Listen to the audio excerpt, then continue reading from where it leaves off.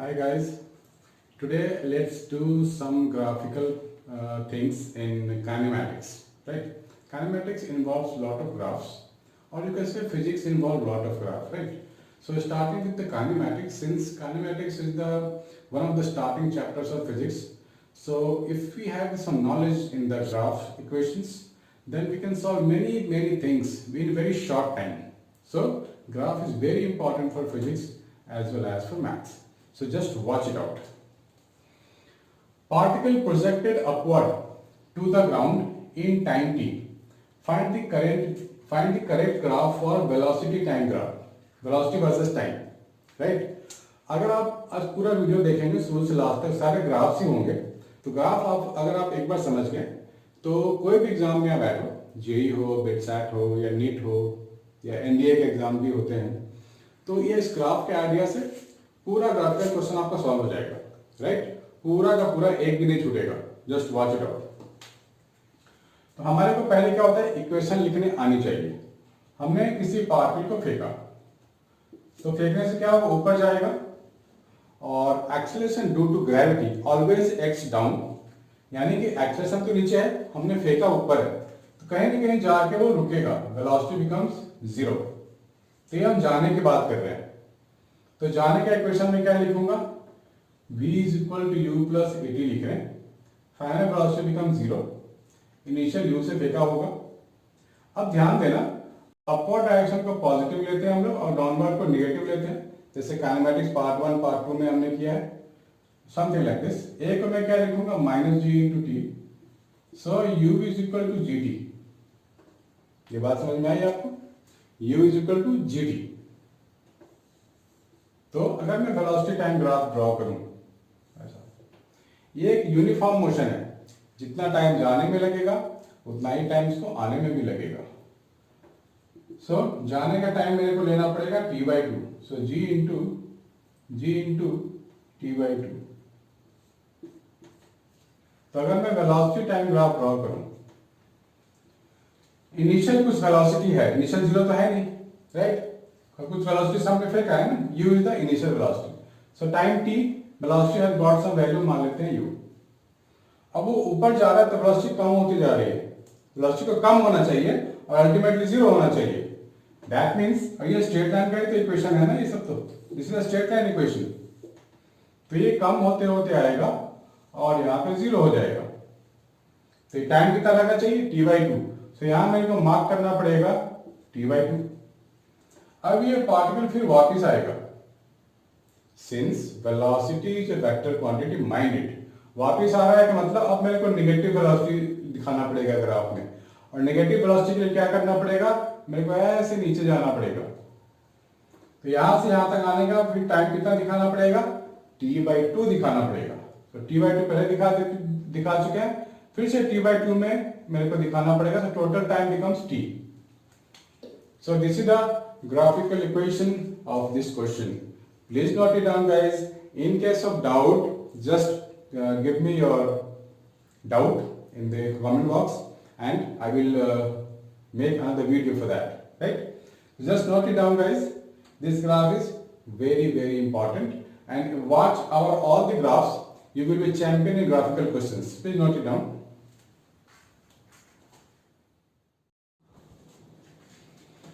now the question is a particle is moving in xy plane with y is equal to x by 2 and velocity x direction vx is equal to 4 minus 2t the displacement versus time graph of the particle would be हमें graph find करने को बोला गया है displacement versus time तो अभी आपने देखा कि y is equal to x by 2 है right that means the graph must be passing through origin है ना x is equal to 0 डालेंगे तो y भी 0 होगा तो पहला चीज तो हमारे को पता लग गया graph is passing through origin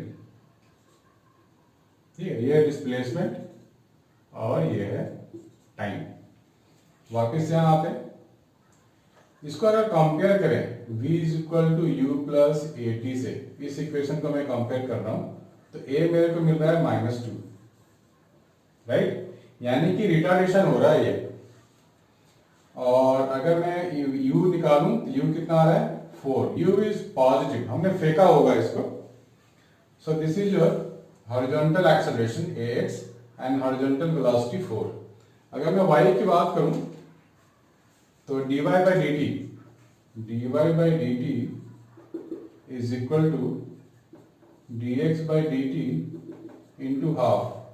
So this is your dy, dx by dt यानी कि vx ही तो हुआ ना, ये into 1/2 है, तो ये मुझे क्या मिलेगा 4 minus 2t divided by 2, that is 2 minus t।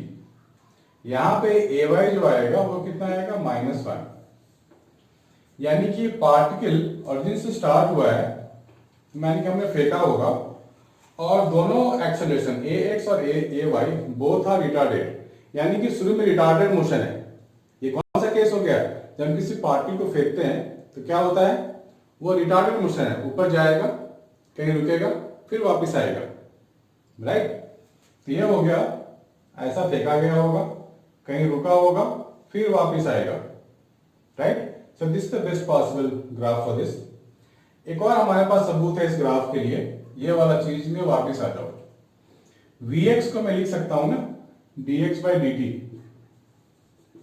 ऐसा is equal to 4 minus 2t। इसको मैं इंटीग्रेट कर दूं तो क्या मिलेगा 4t minus t square, x is equal to, इसको वहां भी डाल सकते हैं, y भी फाइंड कर सकते हैं हम लोग, that is 2t minus t square by 2। तो जहां पर भी स्क्वायर इन्वॉल्व होगा वो तो पैराबोलिक ग्राफ होगा हमारा, और t 0 पे बोथ x by 0 आ रहा है और पैराबोला, तो this is the parabolic equation we are looking for, right. Please draw this graph.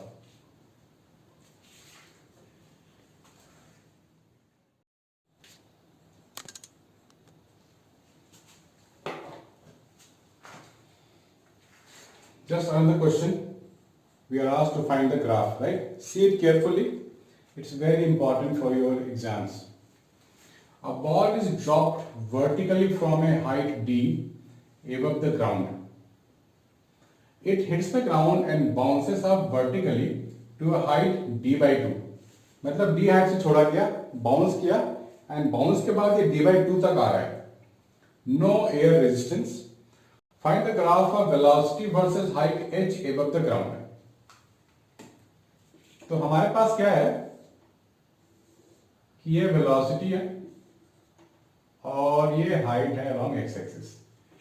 तो ये बिल्कुल कॉमन सेंस की बात है। देखो हमारे पास तीन ही फॉर्मूले होते हैं ना, v is equal to U plus A T, मतलब मोटा मोटा देखा जाए तीन ही फॉर्मूले हैं। दूसरा क्या है, s is equal to u t plus half a t square, और v square is equal to u square plus 2s, यही है। यहाँ टाइम को रिलेट नहीं करना है तो टाइम वाला ऑप्शन में हटा देता हूं, ये बच गया हमारे पास, है ना। और हमें डायरेक्शन का भी ध्यान रखना है ना, अपवर्ड वेक्टर जो होगा वो पॉजिटिव लेते हैं हम लोग और डाउनवर्ड नेगेटिव लेते हैं। तो अगर इमेजिन कर लें कि हम हाइट डी पे हैं, हमने बॉल को पकड़ के रखा है, तो हाइट डी पे बात करेंगे तो there is no any velocity, u is 0, तो मैं क्या लिखूंगा u 0, a को लिखेंगे -g और हाइट है d, राइट।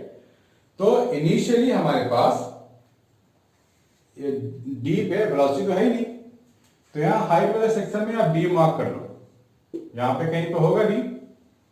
हमने बॉल को छोड़ा, बॉल इज मूविंग डाउन, अब ये डी कम हो रहा है, ग्राउंड में जाएगा तो कितना होगा डी 0 होगा, और जैसे जैसे नीचे जाएगा velocity increases with negative sign. Negative का मतलब डायरेक्शन की बात हो रही है, वैल्यू की नहीं, वैल्यू तो बढ़ता ही जाएगा। तो ये पैराबोलिक वे में बढ़ेगा ना, क्योंकि स्क्वायर का हमारे पास है, v स्क्वायर है, ये है -2gd, तो वेलोसिटी यहाँ नेगेटिव होगा, पैराबोलिक होगा, मींस ऐसा कुछ होगा, है ना।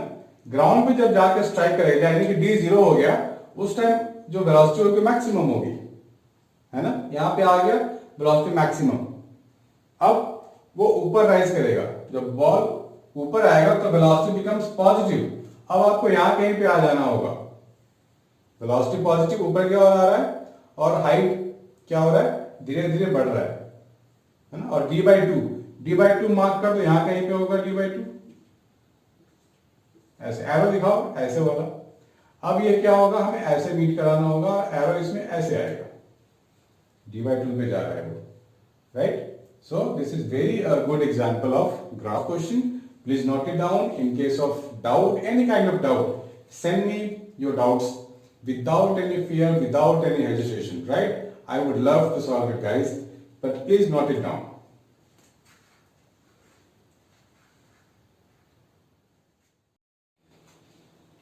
Hi guys, let's see one more example of graphical questions in kinematics.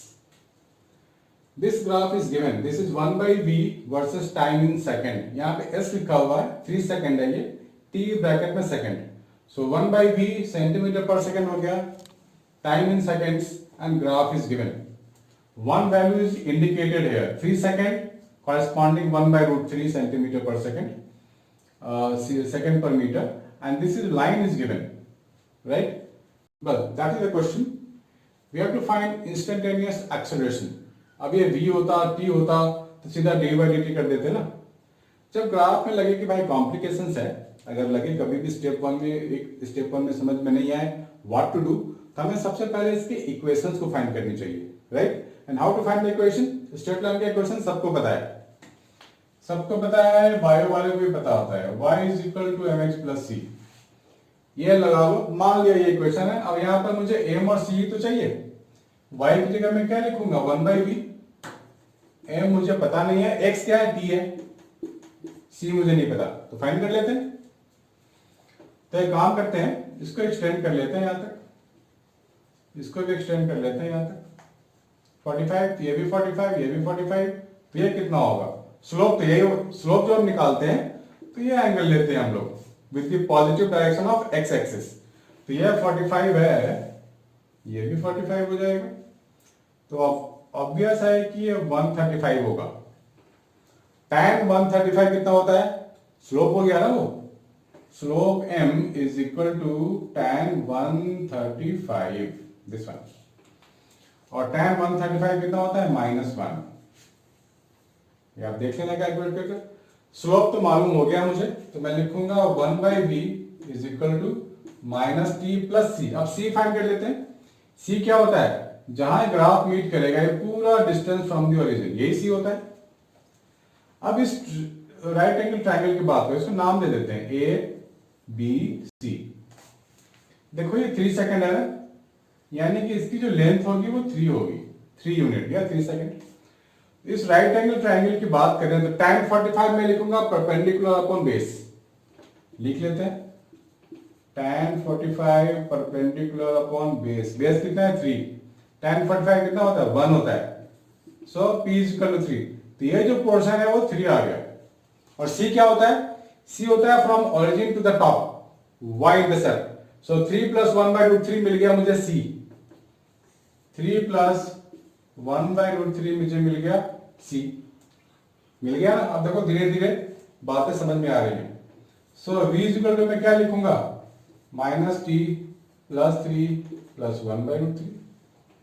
अब डिफरेंशिएट कर लेते हैं. तो dv/dt मेरे को क्या मिल जाएगा? एक्सेलरेशन मिल जाएगा. आ गया ना, है ना लॉलीपॉप? बस यही करना होता है एग्जाम में. dv/dt बेसिक इंटीग्रेशन ही चाहिए हमारे को. तो मैं क्या लिखूंगा बेसिक इंटीग्रेशन के लिए?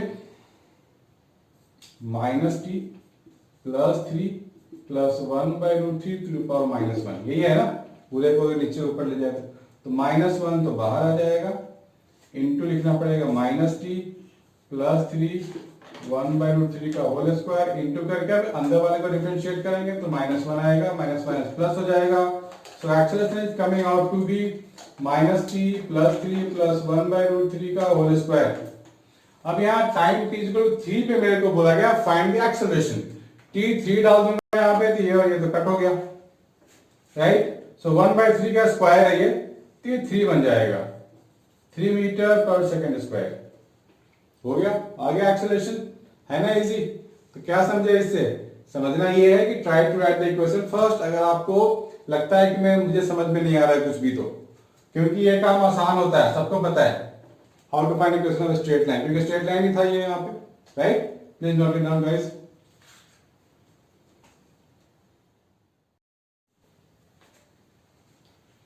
Hi guys, just one other example of graphical question. Please note it down. This graph is given actually. Acceleration versus time graph of a body starting from rest is given as below. Find the velocity time graph. ये है हमारे पास. इसमें क्या बोला गया? Starting from rest. So हमारे को draw करनी है velocity time graph. तो आप ध्यान से देखो, this is the straight line. During this duration acceleration is constant. तो एक्सेलरेशन कांस्टेंट का मतलब होता है वेलोसिटी और टाइम के लिए जो स्लोप आएगा बिल्कुल कांस्टेंट स्लोप आएगा. Straight line starting from origin, क्योंकि यू जीरो खुद कह रहा है क्वेश्चन में. उसके बाद देख रहा है एक्सेलरेशन यहाँ पे जीरो है टाइम गैप के लिए. तो एक्सेलरेशन जीरो का क्या मतलब हुआ? इसका मतलब ये हुआ कि वेलोसिटी कांस्टेंट है ना. बचपन में भी पढ़ा है यार हम लोगों ने, बिल्कुल पढ़ा है. हम लोगों ने 9th क्लास में भी पढ़ा है. याद करो कि जब acceleration constant means velocity, sorry जब acceleration zero means velocity is constant. याद आ गया होगा, नहीं आया तो याद कर लो. उसके बाद क्या है, एक्सेलरेशन बड़ा हो गया जबकि ये ऊपर चला गया ना, ये लाइन मींस एक्सेलरेशन की वैल्यू बढ़ गई, लेकिन छोटे टाइम के लिए बढ़ी है ना. तो स्लोप को थोड़ा सा स्टीप कर दो ऐसे ऊपर की तरफ. इस एंगल से ज्यादा एंगल होनी चाहिए उसकी. थोड़ा सा स्टीप कर हमने बना दिया. So this is the time. ये टाइम कौन सा है? ये वाला टाइम है. और ये टाइम कौन सा है? जब एक्सेलरेशन जीरो है ना. पता लग रहा है, धीरे धीरे आ रहा है. अब ये कौन सा टाइम है? ये वाला टाइम लास्ट वाला है, जब थोड़े टाइम के लिए एक्सेलरेशन बढ़ गया था.